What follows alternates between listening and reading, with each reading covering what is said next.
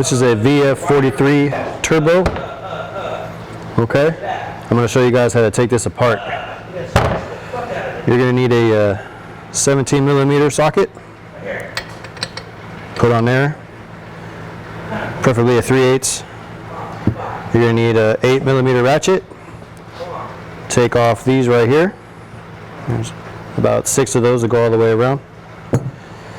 You're also going to need a 10 millimeter for the clamp ring, and also for the oil tube. Okay. I like to take off the cooler lines first. And then these can be on there pretty tight, so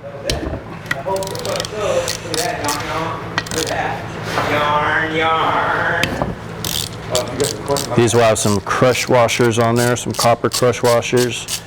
When you're putting this back together, you want to make sure that you replace those. Do not reuse them, even if they look good.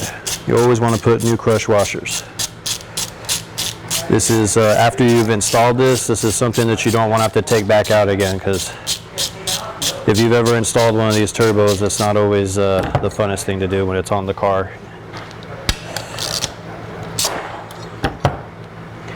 And let's see, the cross washers on the bolts, these usually they'll get stuck on there, so you kind of have to get a flathead or a pick and kind of force these off.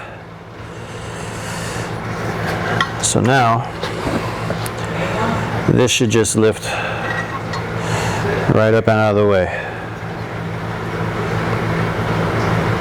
And before you put this back together, you really just want to clean this as well as you can. Some carb clean or brake clean and a towel, maybe some sandpaper. You just kind of want to get rid of all of this rough grit that's kind of built up on there from the water deposits from the cooling lines. And these are the bottom cross washers right here. And as you can see, they have become one with the metal. That just flipped off. Let me see if I can get this one off without shooting it across the room. You see, as you can see, this is turned black. It's just completely corroded, and you don't want to reuse that. Even if you clean it up, you still don't want to reuse that. It's flattened out. And so that's what the ports look like. If you want to, you can put them back in there if you're afraid you're going to lose the bolts, or just keep them to the side. Next thing I'd like to do is get this clamp off.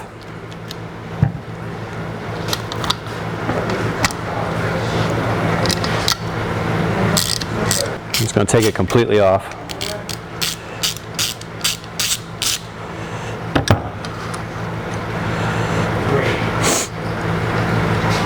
Now this is the nut, the locker. This just lifts right off. Just a simple clamp. One side, when you, or actually both of these are square, never mind. The inner portion of this is square, so it will fit nice. It locks itself into place. I like to put these back together so I don't lose any parts.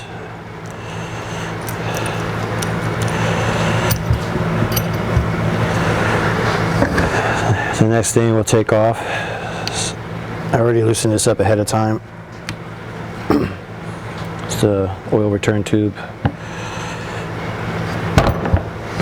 There's a gasket underneath here you want to replace as well, because once you take this off, you'll see why.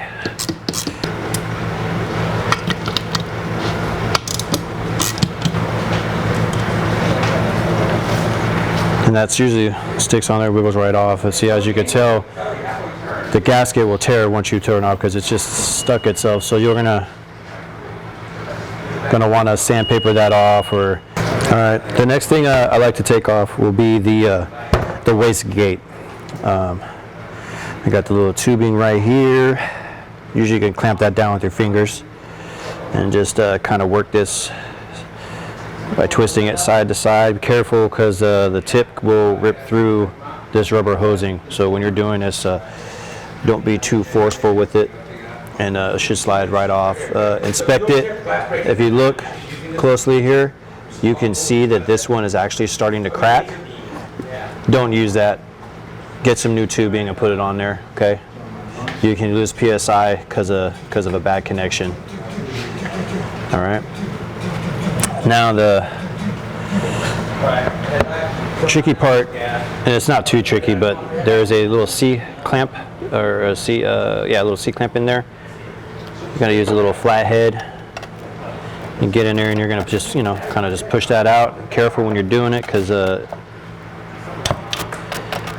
they will spring out on you and fly across the room, and that's the last you'll ever see of it again. So that's what you're getting off right there. And then that will just lift out of there once I loosen the bolts. There's 3 8mm.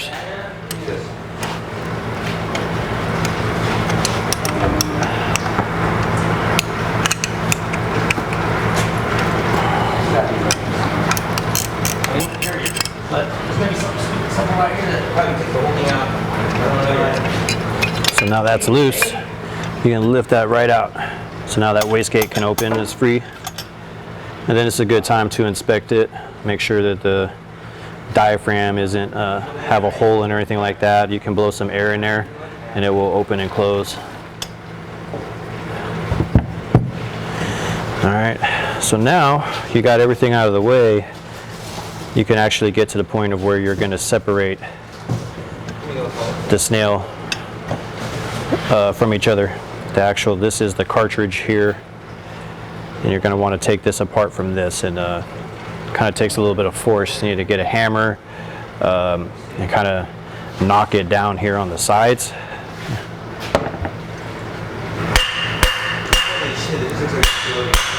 Make sure you don't hit the snail, the aluminum part. See, as you can see, it's starting to separate already.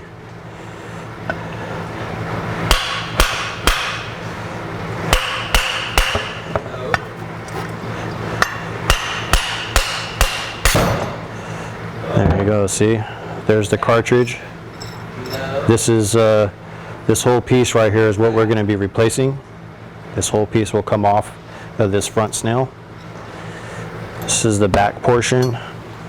One thing you need to make a mental note of is that there's a guide pin right here. It's very small. You need to pay attention to that. You know, if you don't put the cartridge back in the right place and you crush this, that cartridge is going to be able to spin around. It's kind of like locks it in place. It holds it from shifting.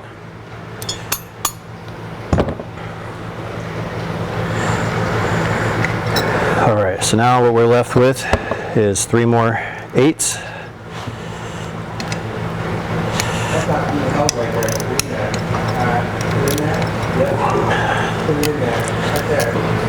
Oh yeah, and another difference, guys, if you notice, these 3 have washers built onto them, and the 3 that you took off on the wastegate don't. So that's how you know where they go. The 3 without washers go on the wastegate, and the 3 with washers go down on the bottom. Now this is being held together by some sealant, so you kind of have to pop it. Since this is being replaced, just whack it, dude. You don't have to be nice to it. Just careful, wear some eye protection. I've actually broken these and pieces have flown up in the air, so be careful when you're doing it. There you go. There's the front snail. You can see the sealant that they had in there. This is the front portion of the cartridge. You can see that the fins are chewed up. It's wobbly.